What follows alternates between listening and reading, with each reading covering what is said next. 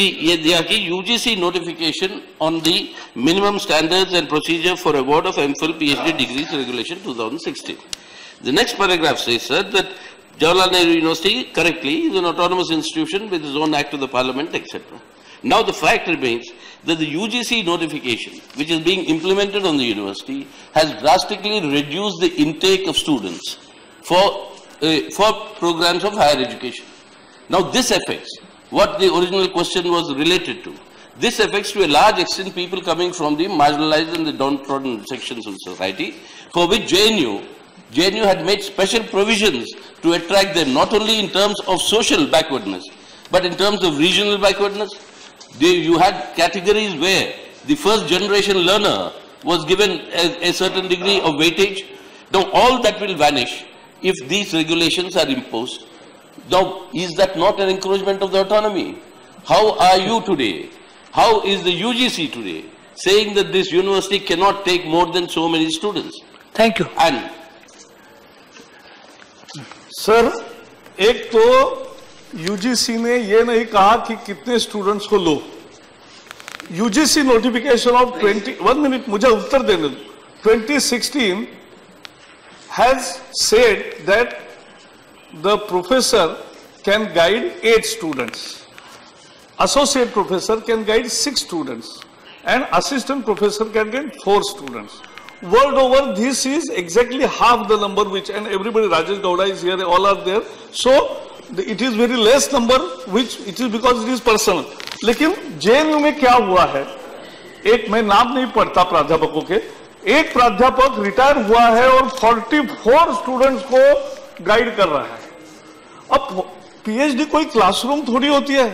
It is 1-to-1 because हर एक का subject अलग है, उसको पढ़ाना है. दूसरे एक प्राध्यापक है, 28 छात्रों को पढ़ा रहे हैं.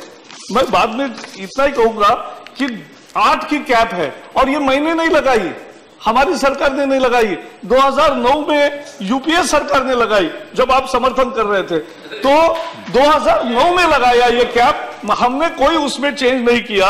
और दूसरा, अबाउ 10 से ज्यादा करने वाले प्राध्यापकों की संख्या 104 है सर. अबाउ 20 और 30 के दरमियान करने वाले 19 टीचर्स है. अबाउ 30 गाइड करने वाले प्राध्यापक 4 है और 40 से ऊपर 1 है. अगर ऐसा होगा तो सर पीएचडी नहीं होती है. जो शिक्षाविद है वो समझ सकते हैं. और इसलिए इस साल कम क्यों संख्या हुई ये मैं बताता हूं. ये महत्वपूर्ण प्रश्न है.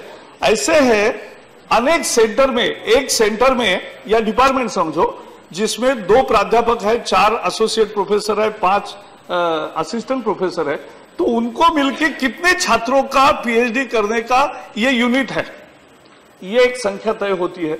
यह हर साल की पद्धति है, यह हमने कोई नया नहीं लाया. अब इसमें कुल मिला के विभिन्न सेंटर्स ने 425 उनका निगेटिव है, क्योंकि उन्होंने इतने ज्यादा छात्र पहले लिए पिछले 8-10 साल में, तो इसके कारण उनकी स्ट्रेंथ कम हुई. जो अच्छा, फिर यह मसला कोर्ट में गया और कोर्ट ने साफ कहा, अच्छा 2 फैक्ट है. कोर्ट ने कहा कि यूजीसी के रेगुलेशन सभी विश्वविद्यालयों को लागू होते हैं और 100% उसका फॉलो करना है. What happened, all 743 universities in the countries are implementing those regulations without any complaint.